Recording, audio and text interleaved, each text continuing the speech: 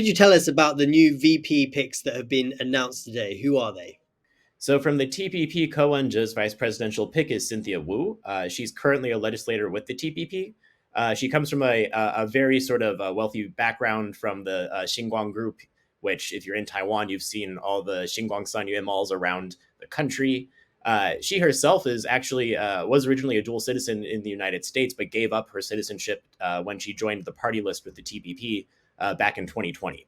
So she is of the TPP establishment. I think she gives credibility for still relying on his own party, and I think that will most certainly help his base of support going forward.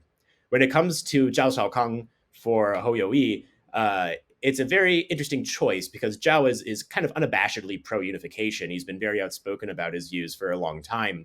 He's even one of the founding members of Xindang, the very pro-unification political party here in Taiwan. So his selection as vice presidential candidate tells me that the KMT is, instead of trying to appeal to moderates, they're going back to their original deep blue base of support, with the hope that this really sort of rallies the KMT voter base around their candidate now. So what do these new picks mean for the race?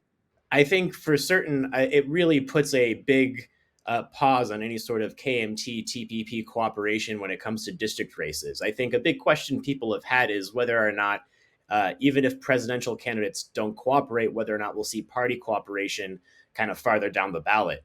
And these vice presidential candidates, I think, are so qualitatively different from each other in their politics that I think it's only going to make cooperation more difficult, especially combined with the spectacle that we saw yesterday.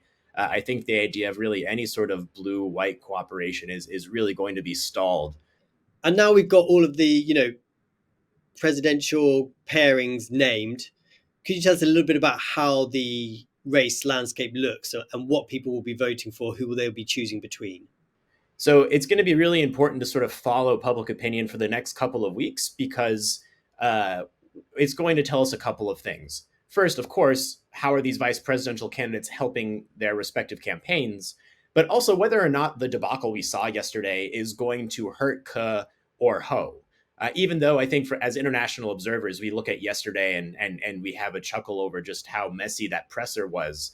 I think for their bases of support, they're still going to vote for those candidates. And I think we would be quick to assume, or we would be wrong to assume that their base of support will stop supporting them just because of yesterday. So I think it's important to really follow how public opinion changes over the next couple of weeks in combination with the vice presidential picks and yesterday's presser.